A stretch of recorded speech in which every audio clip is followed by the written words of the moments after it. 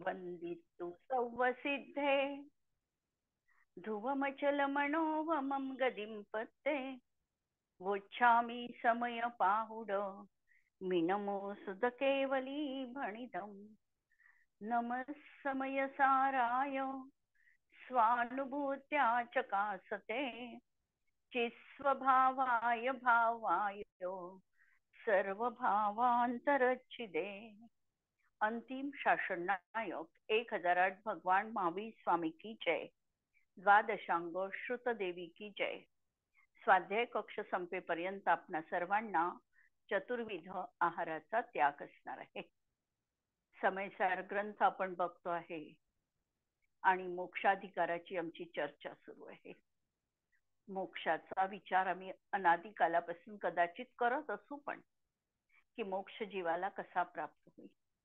पण एक जर मोक्ष म्हणजे काय याची नेमकी कल्पना किंवा वस्तुस्थिती कशी आहे, मोक्ष तत्व म्हणजे नेमकं काय आहे हे आम्हाला कदाचित ज्ञात नसेल। अज्ञानामुळे आम्ही मोक्ष म्हणजे इंद्रियजन्य आत्यंतिक सुखाची प्राप्ती अशा तऱ्हेचा पण आमच्या अंतरंगामध्ये मोक्षाचा भाव असू शकेल अज्ञान असल्यामुळे। परंतु आमचा हा जो मोक्ष आहे हा या ठिकाणी त्या क्वालिटी म्हणजे क्वांटिटी नाही तर क्वालिटी मध्येच फरक आहे। कारण मोक्षाची क्वालिटी आणि संसाराची क्वालिटी या दोन एकमेक मॅच होऊ शकत नाही। संसारामध्ये जिथे आम्हाला सुख वाटतं ते मोक्षामध्ये आम्हाला सुख म्हणून नाहीच आहे। सुख म्हणजे काय, सुखाची व्याख्या जर आम्ही करू म्हटलं तर भौतिक सुखाची रेलचेल म्हणजे सुख असं आमचं गणित अज्ञान अवस्थेत असू शकतं। आणि बऱ्याच लोकांचं तसं म्हणणे पण आहे। परंतु आमची जी मोक्षाची कल्पना आहे ही म्हणजे निराकुलता मोक्ष। मोक्ष म्हणजे आत्यंतिक एकता, स्वतःच्या अनंत चतुष्टयांची परिपूर्णता, स्वतःच्या अव्याबाधादी गुणांची प्राप्ती, याचं नाव आहे मोक्ष। आणि मोक्ष हा कुठे आहे तर मोक्ष हा जरी क्षेत्र अपेक्षेने आम्ही म्हटलं की मोक्ष सिद्धशिलेवर आहे तरी असं नाही। ज्या ठिकाणी या गुणांची अभिव्यक्ती आहे तेच मोक्षाचं स्थान आहे। आणि या दृष्टीतून मोक्षाची पहिल्यांदा वस्तुस्थिती आम्हाला समजून घ्यावी लागते। मोक्ष म्हणजे निराकुलता, जिथं कोणत्याही तऱ्हेची आता इच्छा उरली नाही। मला हे पाहिजे याची तृप्ती झाली की सांसारिक अवस्थेतील इच्छा तृप्ती म्हणजे सुखाचं साधन असं आम्ही मानत आलो आहे। ही कल्पना आमच्या मोक्ष सुखामध्ये बिलकुलही नाही। ज्या ठिकाणी सगळं बाह्य सुटलेलं आहे आणि केवळ निखळ माझंच अस्तित्व उरलेलं आहे की त्या अस्तित्वामध्ये आता पर यत्किंचित देखील नाही, कर्म नाही, शरीर नाही, परवस्तू एवढी देखील नाही, ते आहे आमचं मोक्ष सुख।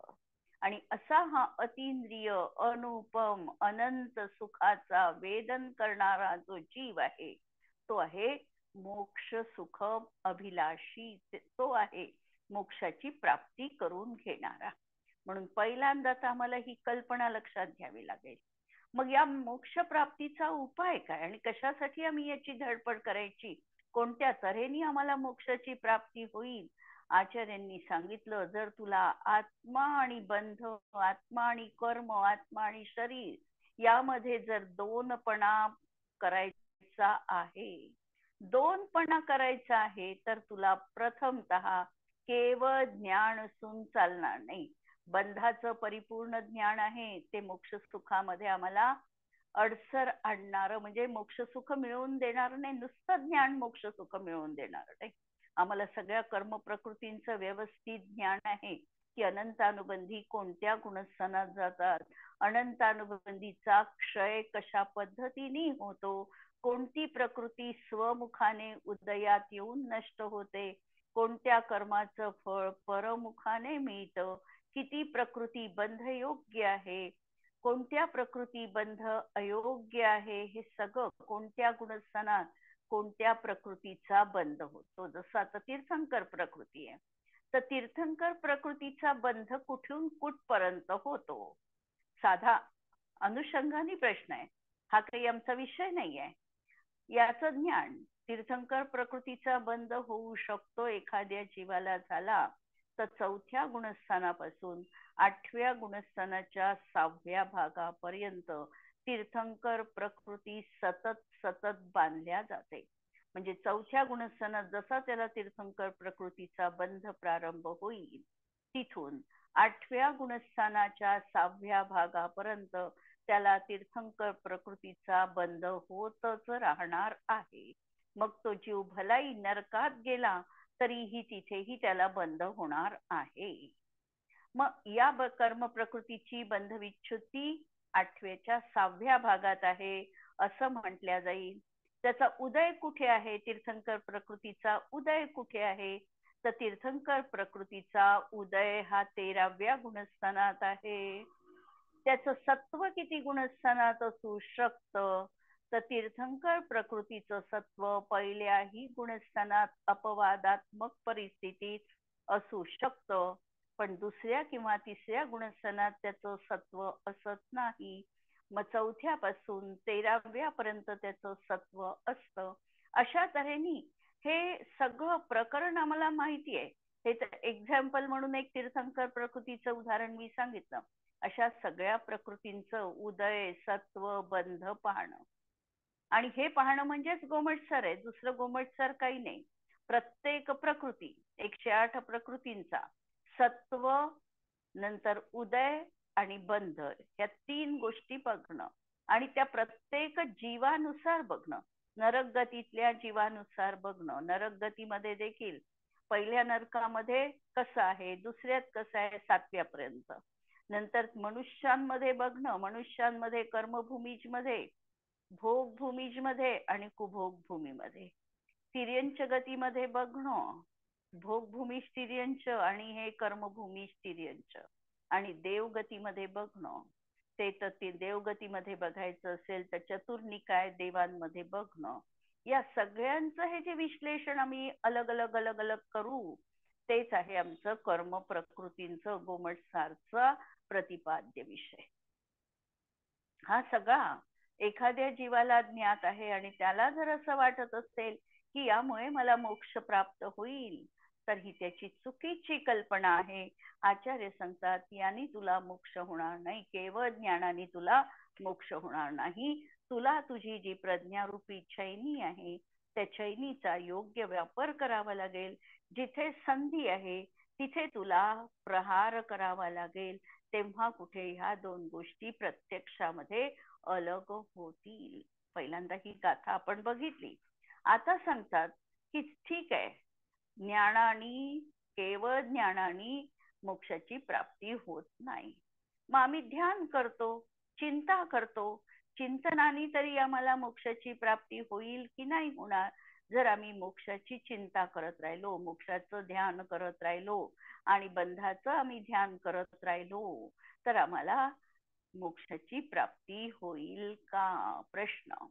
आणि त्याच्या उत्तरादाखल ही पुढची गाथा आहे की बंधाची चिंता करीत राहिल्याने, चिंता याचा अर्थ या ठिकाणी चिंतन ध्यान या अर्थाने घ्यायचा आहे, तर त्यांनी देखील बंधाचा छेद होत नाही. गाथा 291 नंबरची.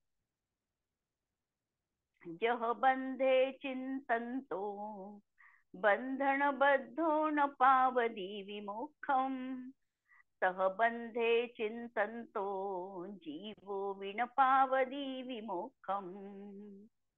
ज्याप्रमाणे बंध चिंतंतो, बंधन बद्धो, बंधनाने जखडलेला पुरुष केवळ बंधाची चिंता करत आहे, बंधाचं ध्यान करत आहे की मी बंधनात आहे, अशा प्रकारचं त्याचं ध्यान त्या ठिकाणी सुरू आहे, तर त्यांनी विमोखम न पावदी, तो त्या बंधनातून सुटणार नाही. त्याप्रमाणे बंध चिंतन तो जीववी, बंधाचा विचार करणारा जीव तो विचार करतोय, केवळ बंधाचं ध्यान करतो आहे, तर त्या जीवाला देखील विमुखम न पावदी, मोक्षाची प्राप्ती होत नाही. टीका पहा. अन्य काही असे मानतात, काही दार्शनिक अशाही तऱ्हेचे आहे की केवळ आम्ही चिंतन करत राहिलो तर चिंतन केल्याने सुद्धा आम्हाला मुक्ती प्राप्त होईल. म्हणून सांगतात, काही लोक असे म्हणतात की बंधाच्या चिंतेचा प्रबंध मोक्षास कारण आहे, परंतु तेही खोटं आहे. कर्माणी बद्ध जीवाला कर्मबंधाच्या चिंतेचा प्रबंध मोक्षाला कारण नाही. कारण ज्याप्रमाणे बेडी वगैरे बंधनाच्या चिंतेची मालिका बंधमुक्ततेला अहेतू असल्यामुळे, म्हणजे त्यामुळे बंध रुकणार नाही, म्हणून त्यामुळे होऊ शकत नाही, म्हणून ते त्याचं कारण असू शकत नाही. त्याप्रमाणे बंध चिंतेची शृंखला अहेतू असल्यामुळे केवळ बंधाचं चिंतन केल्याने मोक्षाची प्राप्ती होत नाही, म्हणजे बंधनाची चिंता हे मोक्षाचं कारण नाही. त्यामुळे कर्मबंधाच्या एकाग्र विचार संतती रूप धर्मध्यानाने ज्याची बुद्धी अंध आहे अशा जीवांना समजविले आहे. धर्मध्यानाचे आम्ही 4 भेद मांडतो. त्या 4 भेदामध्ये आज्ञाविचय, अपायविचय, उपायविचय आणि संस्थानविचय. आज्ञाविचय धर्मध्यान त्याला म्हणतो की जिनेंद्र भगवंतांनी जे जे काही सांगितलेलं आहे ते मला प्रमाण आहे. जिथपर्यंत स्थूल गोष्ट आहे, जिथे आम्ही खात्री करून घेऊ शकतो, जिथे परीक्षा प्रदानी बनू शकतो, जिथे आमची बुद्धी चालू शकते, अशा संबंधामध्ये बुद्धिपूर्वक निर्णय करून आम्हाला योग्य अयोग्य शहानिशा करून विश्वास ठेवायचा असतो. परंतु ज्या ठिकाणी आमची बुद्धी चालूच शकत नाही, इतका सूक्ष्म विषय आहे की ज्या ठिकाणी आमचं काहीही चालत नाही, आमच्या बुद्धीची तिथपर्यंत झेपही नाही, आम्ही अनुमानाने ते ज्ञातही करू शकत नाही, आम्ही कोणत्याही तऱ्हेने ते पाहू शकत नाही, त्यावेळेला आम्हाला सांगितलं की भगवंतांची आज्ञा ही प्रमाण मानणं. परमाणू आम्हाला दिसत नाही, आत्मा आम्हाला दिसत नाही, आणि जर आम्ही म्हटलं की आत्म्यासाठी आम्हाला काहीतरी प्रूफ हवं आहे, आम्हाला सिद्ध करून द्या की आत्मा आहे, सिद्धी तर करता येईल, परंतु आम्ही हा पहा हा आत्मा आहे असं तर काही आम्ही दाखवू शकत नाही. त्यावेळेला हा जो मीचा वाच्य आहे, मी ज्याला संबोधतो आहे त्या मीचा वाच्य आहे, तो म्हणजे तो आत्मा आहे, ही अनुमानाने सिद्धी तर करता येईल, पण या ठिकाणी आम्हाला आज्ञा प्रधान मानावं लागतं. जर समजा याच्यामध्ये तत्वार्थ सूत्रामध्ये न जघन्य गुणानाम आणि गुणसाम्य सदृशानाम ही 2 सूत्र परमाणूच्या बंधासाठी दिलेली आहे की ज्याचा अविभाग प्रतिच्छेद जघन्य आहे, म्हणजे एक आहे, त्याचा दुसऱ्या परमाणूशी बंध होऊ शकत नाही. आता ही अविभाग प्रतिच्छेद म्हणजे ही इतकी सूक्ष्म गोष्ट आहे की आम्हाला त्याच्यामधलं काहीही आमच्या बुद्धीने ज्ञात होऊ शकत नाही. आमची बुद्धी जी आहे ती मतिश्रुत ज्ञानधारी ही स्थूल रूपाची आहे. आम्ही तो जो परमाणूचा विषय आहे त्या विषयाविषयी आम्ही अनभिज्ञ आहे, ती बुद्धी आमची तिथपर्यंत जाऊ शकत नाही. आणि आचार्यांचं कथन तर अशा प्रकारचं आहे की न जघन्य गुणानाम, एक अविभाग प्रतिच्छेद असताना दुसऱ्या परमाणूचा बंध त्याच्याशी होत नाही. अशा वेळी आमची बुद्धी न वापरता आचार्यांनी जे सांगितलेलं आहे ते आम्हाला प्रमाण मानणं आहे. तीर्थंकर अवसर्पिणी काळात किंवा उत्सर्पिणी काळात कोणत्याही काळात 24 तीर्थंकर होतात. आम्ही सर्वज्ञ नाही, आम्ही आज निर्णय करू शकत नाही की 24 होतात. मग याच्यामध्ये जे तीर्थंकरांच्या दिव्यध्वनीमध्ये आलेली गोष्ट आहे ती आम्हाला प्रमाण मानावी लागते. याचं नाव आहे आज्ञा प्रमाण धर्मध्यान. दुसरा आहे आज्ञा अपाय. अपाय काय, मी संसारामध्ये का अडकलो याचा विचार करायचा. आणि ध्यान आहे, ध्यान आहे म्हणजे एकाग्र चिंता निरोधो, एका अग्रावर आमचं लक्ष केंद्रित करणं. आता ध्यान खरं सांगा, धर्मध्यान हे मोक्षाचं कारण आहे की नाही आहे? धर्मध्यान हे मोक्षाचं कारण आहे, पण जे त्रिकाली आत्मतत्वाविषयी श्रद्धा ठेवून त्या अनुषंगाने होणारं जे ध्यान आहे ते मोक्षाचं कारण आहे. जर आम्ही त्रिकाली आत्मतत्वाला स्वीकार केला नाही आणि केवळ याने मोक्ष होईल असं जर आम्ही मानत असू तर ते चुकीचं आहे. म्हणून अपाय विचय धर्मध्यान, उपाय विचय, मी या संसारामधून किंवा कर्मबंधनातून मी कसा सुटेल याचा विचार करणं. याचा विचार करणं म्हणजे मी कोणत्या परिणामांनी जीवन या कर्मबंधनापासून सुटेल, त्या परिणामांना प्राप्त होणं, अशा तऱ्हेचं असणार आहे ते अपाय विचय. आणि संस्थान विचय धर्मध्यान त्याला म्हणायचं की ज्या धर्मध्यानामध्ये आम्ही या 343 घनराजूंचा विचार करतो. 16 स्वर्गाची रचना कुठे आहे, नरक कुठे आहे, मध्यलोक कुठे आहे, मध्यलोकामध्ये माझं स्थान कुठे आहे, जम्बूद्वीप कुठे आहे, भरत क्षेत्र कुठे आहे, कुठे आम्ही राहतो आहे, या सगळ्या आकार प्रकारांचा विचार करून मला त्याच्याविषयी माझं जे काही परिणाम आहे हे कसे मंद मंद करता येईल, माझ्या अहंकाराला कसा तिलांजली देता येईल, अशा प्रकारचा प्रयत्न जीवनामध्ये करणं, याचं नाव आहे संस्थान विचय धर्मध्यान. किंवा तीर्थंकर चक्रवर्ती आहे. चक्रवर्ती षटखंडाचे आधिपत्य स्वीकारल्यानंतर वृषभाचल पर्वतावर आपलं नाव लिहायला जातात. तिथे नाव लिहिण्यासाठी देखील त्यांची जागा नाही आणि एक नाव पुसून त्यांना आपलं नाव लिहावं लागतं. आणि त्यांची आठवण किती वेळ, आम्हाला भविष्य काळातल्या 24ची पण नावं पाठ नसतात, भूतकाळातील 24 पण आम्हाला पाठ नाही. कदाचित वर्तमान काळातल्या 24ची नावं माहिती आहे, पण भूतकाळातल्या आणि भविष्य काळातल्या म्हणजे आमचं, आम्ही म्हणतो कीर्ती अजरामर राहिली पाहिजे, पण किती काळ आमची कीर्ती राहू शकते? 4थ्या पिढीमध्ये त्या व्यक्तीला आपण ओळखत नाही, त्यांचं आम्ही काहीही जाणत नाही. आणि अशा परिस्थितीमध्ये या प्रतिष्ठेच्या किंवा कीर्तीच्या मागे लागणं हे सुद्धा चुकीचं आहे. हे आम्हाला संस्थान विचय धर्मध्यानातून कळतं.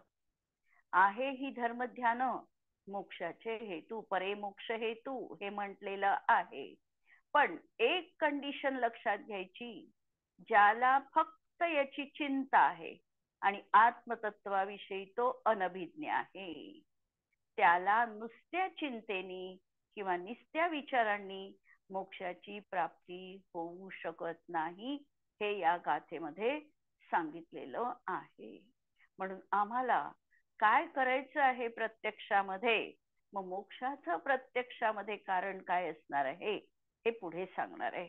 भावार्थ पहा.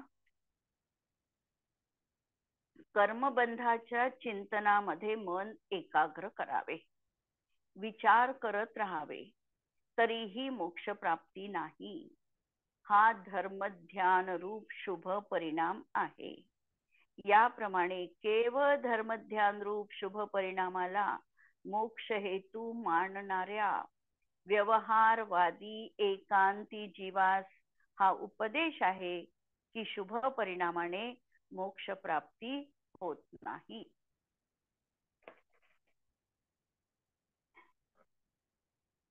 या गाथेमध्ये कर्म संबंधी विचार शृंखला रूप विशुद्ध भावरूप धर्मध्यानाने ज्याची बुद्धी अंध झालेली आहे त्यांना या ठिकाणी समजविले आहे. काय सांगितलेलं आहे की कर्मसंबंधी विचार शृंखला रूप अशा धर्मध्यानाने मोक्षाची प्राप्ती होते. असे जे अंधबुद्धी आहे, असे जे व्यवहारवादी आहे, असे जे पर्याय मूढ आहे, त्यांना या ठिकाणी समजविले आहे. इथं धर्मध्यानाचा अर्थ शुभभाव हा आहे, केवळ शुभभाव, जो पुण्यबंधाचं कारण आहे. आगमामध्ये त्याला अपाय विचय किंवा उपाय विचय धर्मध्यान म्हटलेले आहे. आणि धर्मध्यान देखील दोन तऱ्हेने आम्हाला बघावं लागतं. एक निश्चय धर्मध्यान आणि दुसरं व्यवहार धर्मध्यान. शुद्ध आत्म्याच्या अवलंबनाने जी शुद्धता प्रगट होते तो निश्चय धर्मध्यान आहे. तर कर्म आदीची चर्चा किंवा विचारधारा रूप पराच्या लक्षाने होणारे शुभभाव हा व्यवहार धर्मध्यान आहे. इथे आचार्य म्हणतात आहे की आपल्या त्रिकाली आत्म्याचा आश्रय न घेता केवळ स्वाध्यायाच्या माध्यमातून कर्माच्या बंध उदय सत्ता या भावात संतुष्टता मांडणारे आणि त्याच ध्यानामध्ये रमणारे ते आत्मतत्वाला बघू शकत नाही. ते कशाला बघतात आहे? अजूनही त्यांचं ज्ञान कशात अडकलेलं आहे? त्यांचं ज्ञान कर्म प्रकृतीत अडकलेलं आहे. त्यांचं ज्ञान बंध उदय सत्व या दशकरणामध्ये अडकलेलं आहे. त्यांचं ध्यान केवळ बाह्यरूप तिथे आहे, पण अंतरंगामध्ये जी भावभासना रूप आत्मप्रतीती पाहिजे हे मात्र जीवनात नाही. जयसेन आचार्य तर स्पष्ट शब्दामध्ये तात्पर्य वृत्ती टीकेमध्ये लिहितात की समस्त शुभाशुभ बाह्य द्रव्याच्या अवलंबनाशिवाय चिदानंद स्वरूप एक आत्म्याच्या अवलंबनाने उत्पन्न वीतराग धर्म शुक्ल ध्यान रहित जीव. कोण आहे? धर्म शुक्ल ध्यान रहित जीव केवळ बंध प्रपंच रचनेच्या चिंतन रूप सराग धर्मध्यान रूप शुभोपयोगात आहे. तो या शुभोपयोगाने स्वर्गादी सुखाला कारणभूत पुण्यबंध तर करेल, पण त्याला मोक्ष प्राप्त करता येत नाही. हे कर्मचिंतन बाह्य द्रव्याच्या अवलंबनाने होते, त्यात विकल्प आहे, निर्विकल्प अनुभूती नाही, आणि म्हणून मोक्ष मार्गाची पण सुरुवात पण नाही. ज्याप्रमाणे खाण्याच्या ज्ञानाने किंवा खाण्याच्या चिंतनाने चिंतन करा की माझ्या ताटामध्ये सगळं आलेलं आहे, केवळ चिंतन केलं तरीही चिंतनाने पोट भरू शकत नाही. म्हणून या गाथेचा प्रयोग जर आम्हाला करायचा असेल तर आम्हाला ध्यानाचा तर अवलंब घ्यायचाच आहे. ध्यान आमच्या जीवनात अपरिहार्यपणे होणार आहे, पण त्या ध्यानाच्या मागे आमच्या त्रिकाली आत्मस्वरूपाची भावभासना रूप प्रतीती ही जरूर करावी लागते. म्हणजे शेवटी तात्पर्य हे आहे कोणत्याही गाथेचं किंवा कलशाचं, मला माझा हा जो त्रिकाली आत्मा आहे हा जीवनामध्ये अनुभवता यायला हवा आहे. आणि हाच एकमेव प्रयत्न आम्हाला समयसार मध्ये करायचा असणार आहे. यानंतर आचार्य मोक्षाचं कारण काय हे पुढील गाथेत परत सांगत आहे. 292 नंबरची गाथा. जह बंध छेत्तुनय बंधन बद्धो दुपावधी विमोखम तह बंधे चित्तुनय जीवो संपावधी विमोखम. परंतु ज्याप्रमाणे बंधनाने जखडलेला जीव बंधनाचा छेद करूनच मुक्ती प्राप्त करतो, त्याप्रमाणे जीव बंधाचा छेद करूनच मोक्षाला प्राप्त करतो. या ठिकाणी प्रक्रिया आता सांगत आहे आचार्य की तुला जर बंध मोक्ष प्राप्त करायचा आहे तर तुला बंधाला दूर करावं लागेल.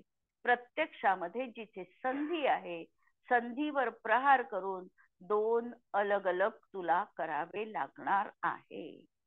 कर्मबद्ध जीवा करता कर्मबंधनाला तोडणं हाच एकमात्र मोक्ष हेतू आहे. कारण बंधच्छेदच एकमात्र हेतू आहे. जसे बेडी वगैरे बंधनांनी बद्ध जीवाला बेडी तोडणे हेच एकमात्र हेतूपणामुळे सुटकेचं कारण आहे. या कथनामुळे पूर्वोक्त दोन्ही एकांती पुरुषांना आत्मा आणि बंध यांना वेगवेगळे करण्यास प्रेरित करून उद्युक्त केले आहे. अर्थात उपदेशद्वारा बंधछेदाचा पुरुषार्थ करविला आहे. म्हणून केवळ ज्ञान आणि केवळ ध्यान, दोन गोष्टी, ज्ञान आणि ध्यान, हे मोक्षाचं कारण नाही. आचार्य कुंद देव जह बंधे छेतून, हे पद तर आचार्य जयसेनाचार्य टीकेमध्ये जह बंधे मुत्तून हे पद आहे. याचा अर्थ तीन तऱ्हेने आहे. छित्वा, भीत्वा किंवा मुक्त्वा असं त्यांनी स्पष्टीकरण केलंय. छेद करा, भेद करा किंवा त्यापासून मुक्त व्हा.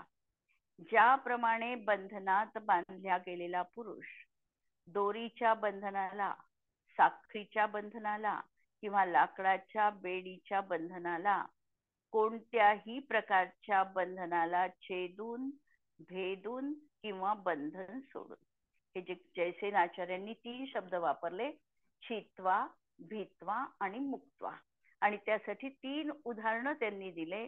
दोरीच्या बंधाला छेदून, नंतर साखळीच्या बंधनाला भेदून आणि लाकडाच्या बंधनाला सोडून आपल्या विज्ञान आणि पुरुषार्थाच्या बलाने बंधनातून मुक्त होतो. दोन गोष्टी सांगितल्या, एक म्हणजे ज्ञान पाहिजे आणि दुसरा त्या दृष्टीने प्रयत्न पाहिजे. म्हणजे ज्ञान आणि क्रिया, यालाच म्हटलं विज्ञान आणि पुरुषार्थ. जर आम्ही पुरुषार्थ केला नाही आणि नुसतं बसून राहिलो तरीही छेद होणार नाही. प्रक्रिया तर करावी लागणार आहे आणि ती प्रक्रिया व्यवहार मार्गाने जी दाखवली आहे ती सगळी प्रक्रिया करावी लागणार आहे. म्हणून विज्ञान म्हणजे ज्ञान पण पाहिजे आणि पुरुषार्थ पाहिजे. याच्या बलाने बंधनातून मुक्त होतो. ज्याप्रमाणे जीव पण वीतराग सर्व निर्विकल्प संवेदन ज्ञान रूपी शस्त्राने बंधनाचे दोन तुकडे करून, आता याला कोणतं शस्त्र आहे याच्याजवळ, त्या ठिकाणी बंधनाला छेदण्यासाठी वेगवेगळे शस्त्र वापरले. या ठिकाणी शस्त्र कोणता आहे तर ते शस्त्र आहे की जीव वितराग निर्विकल्प संवेदन ज्ञान रूपी शस्त्र, म्हणजे स्वतःच असलेलं वितराग परिणाम. आणि हा कसा आहे परत, निर्विकल्प रूप परिणाम आणि संवेदन ज्ञान रूपी असं हे शस्त्र याच्या जवळ आहे. या शस्त्राने बंधाचे दोन तुकडे करून, भेदून, विदीर्ण करून, सोडून, सोडवून किंवा खोलून निज शुद्धात्म उपलब्धी रूप मोक्षाची प्राप्ती करतो. या गाथेच्या टीकेत आचार्य जयसेनांनी आणखी एक विषयावर प्रकाश टाकला. शिष्य म्हणतो, प्रकृत ग्रंथामध्ये जे निर्विकल्प स्वसंवेदन ज्ञान म्हटले ते इथे घटत होत नाही.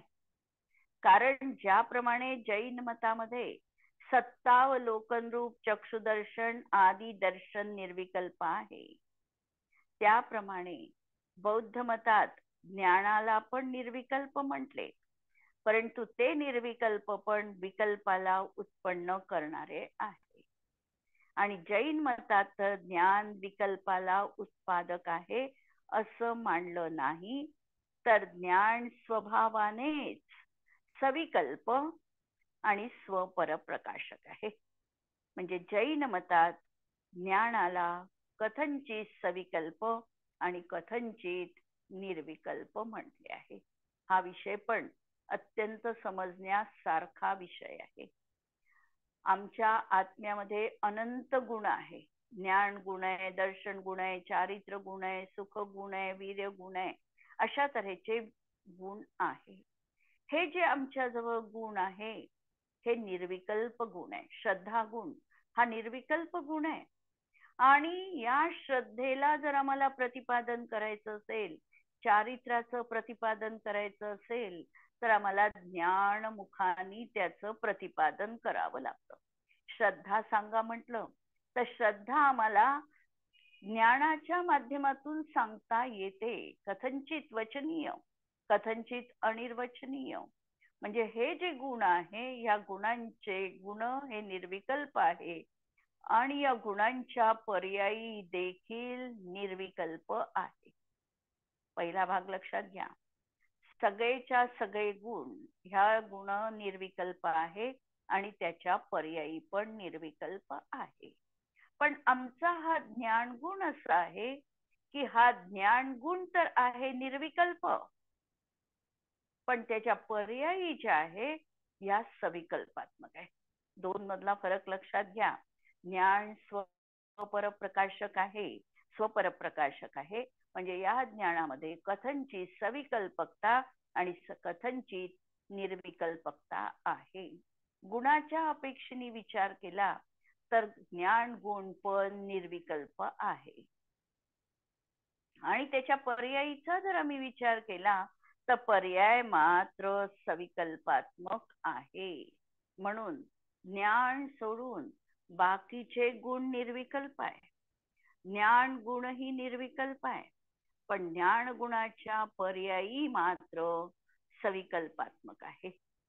स्वसंवेदन ज्ञान जेव्हा आम्ही म्हणतो तेव्हा ज्ञानाकाराने पदार्थांना आकार सहित जाणते, म्हणून ज्ञान पर्यायीमध्ये सविकल्प आहे. काय सांगितलं की स्वसंवेदन ज्ञानाने ज्ञान पदार्थांच्या आकाराला जाणतं, म्हणून ज्ञानाची पर्याय सविकल्प आहे. तेथे बाह्य विषयांचे अबुद्धीपूर्वक विकल्प असतानाही उपयोग आत्म्याशी संलग्न आणि विकल्पांची गौणता आहे, आणि म्हणून तो उपयोग किंवा अनुभूती ही निर्विकल्प आहे. थोडं बारीक आहे आणि थोडं वर्णन कदाचित पहिल्यांदा ऐकलं म्हणून नवीन वाटत असेल, पण समयसारची भूमिका मला समजायची आहे.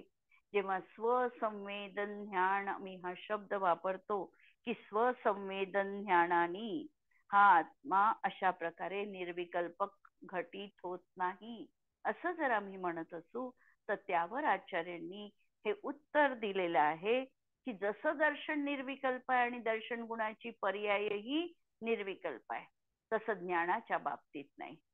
ज्ञान गुण हा निर्विकल्प आहे, पण ज्ञान गुणाची पर्याय मात्र सविकल्पात्मक आहे.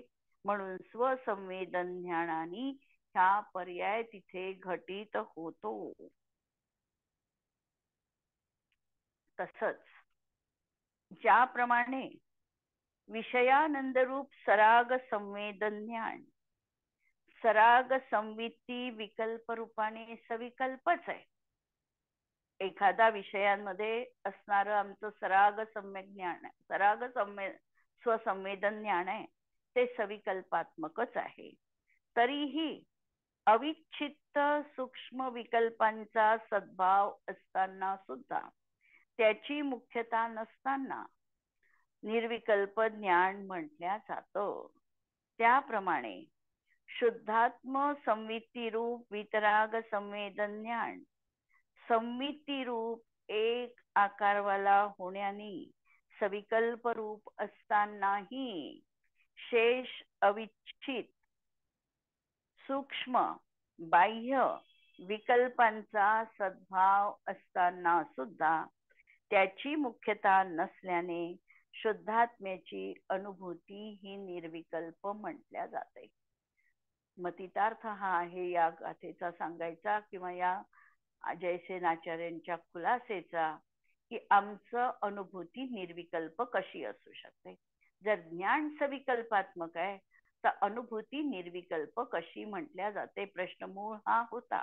आणि त्याच्या उत्तरार्थ जयसेनाचार्यांनी हे स्पष्टीकरण दिलेलं आहे. उद्याला परत आपण हे स्पष्टीकरण बघू आणि पुढे जाऊ. जिनवाणी के ज्ञान ते सूझे लोकालोक, सो जिनवाणी मस्तक नमो सदा देत हूँ गो. नमो अरिहंताणम नमो सिद्धाणम नमो आयर्याणम नमो वज्रायाणम नमो लो ए सवसाहुणम. सर्वांना जय जिनेंद्र.